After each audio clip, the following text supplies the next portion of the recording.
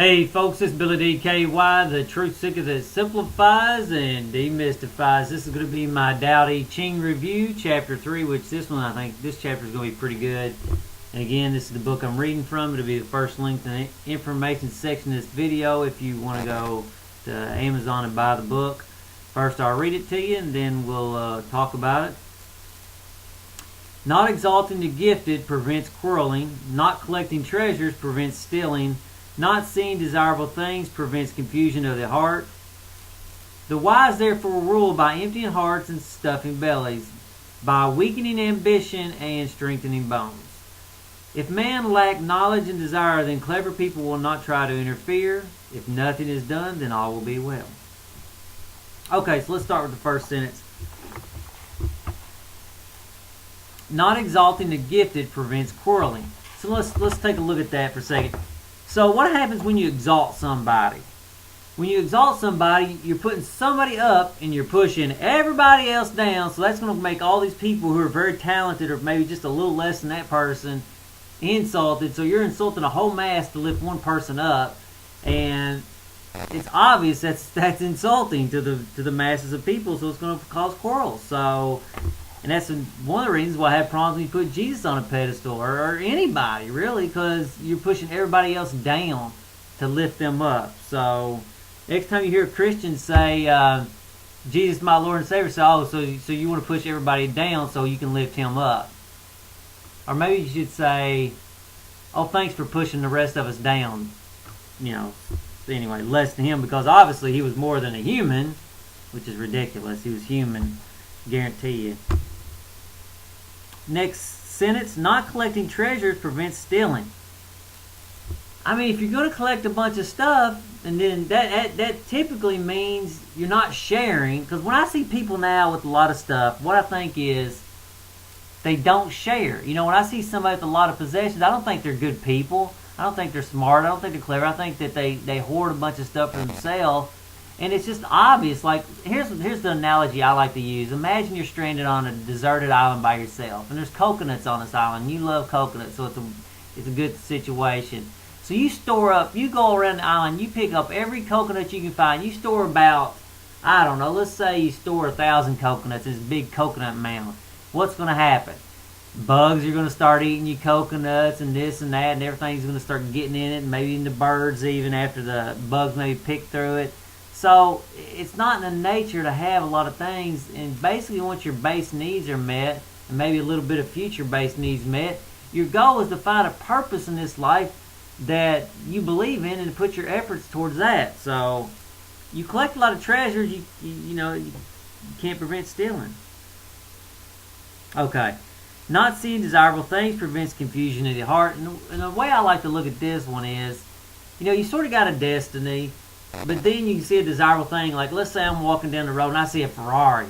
I mean, it takes me away from my destiny. It distracts me. If I see a hot chick, it might be like, hey. Or let's imagine you're a married man. You got a decent woman. You got the woman you should be with. And then some younger hot chick comes walking in, your eyes start diverting. It takes you away. It confuses your heart on where you should be going. Because this is definitely the way you should be going, but this is distracting you. And another way I like to look at it, like imagine you're in the woods where there's no billboards, and this is why I really like going out in the middle of the woods, couple miles out and go camping, because you start gaining perspective again on what's really important, and you start seeing how you're constantly bombarded by, selling of sex and this thing, this is going to make you happy, this is going to make you happy, this vacation is going to make you happy, if you drink this beer, this hot chick's going to like you, all the hot chicks are going to like you. Blah, blah, blah, blah. You need this car. You deserve this. Blah, blah, blah, blah, blah. You get none of that in the woods. So your mind gets simple. You start seeing your real vision again. When I go to the woods and get away from everything, I always come back with a clarity that I didn't have when I was in society, and I always try to bring that clarity back with me. Okay. The wise therefore rule by emptying hearts and stuffing bellies, by weakening ambitions and strengthening bones. I'm not really for sure what to say about that one. I mean, I can agree with you need to have your ambitions in line with the harmony of life and strengthening bones. Obviously, you need to be out doing physical stuff instead of sitting around watching TV. I'm not saying forcefully, but or necessarily competitively, but you need to be using your body. I don't have a whole lot to say on that one. Next line, if man lacked knowledge and desire, then clever people would not try to interfere. Okay, maybe that is true. However, we do live in a society where knowledge is expansive and there's no escaping knowledge. So therefore, like I say, those 9 principles is really how you protect yourself against all the ignorance of the world, by questioning things, questioning ideas. Life is continuing to grow. Life is continuing to expand. As human beings, we continue to evolve. So lack of knowledge, I can agree with the desire. You need to work on bringing your desire down, but knowledge, you do need to continue to expand your knowledge, because you can't go trying to create some utopia where you're cutting each other off in the world. I think it's Shyamalan, whatever that movie was, they tried to do it. It's not the way to go, really. But anyway, if nothing is done, then all will be well. Okay, when it says nothing, if nothing is done, so I heard somebody says, well, that is stupid. No, it's not stupid, you just don't understand it. Basically what he's saying is, if you get, like, we all see these do-gooders go out and try to do something, and they wind up causing more havoc than if they'd have done nothing at all.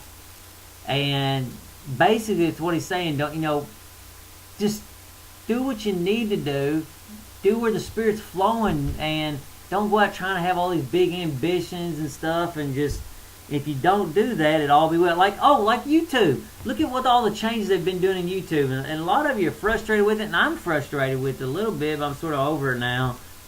And in my prior work, they're always trying to do things. Their ego. Basically, when ego and pleasure enters your actions, you're going to have problems. So that's probably a better way to say it. If ego and pleasure is not in your actions, then all will be well. So, to me, that's my take on it. One thing I've been realizing since I've been doing this, reviewing the Tao Te Ching, for a long time I considered Lao Tzu I really put him up on a pedestal in my mind, because everything he says is just so insightful a lot of times, or at least maybe not everything, but a lot of things are. And I've realized through doing this that really I've become my own master. I've moved beyond the Tao Te Ching. Not that it still don't have a lot to say. Probably throughout my life I'll probably still read it here and there, but I don't know, it's sort of interesting to move beyond who you considered a good teacher of yours. So, and it's sort of like, too, you graduated college and you go back to high school and you see one of your teachers that you once knew that you might have had respect for, but now you realize you're on a higher level than they are. That's sort of the way I feel now. I'm just looking at this. Anyway, until then, oh yeah, I do have a playlist for this, which you can go to my channel, and I think it's the first playlist there. So anyway, talk to you later, folks. Later.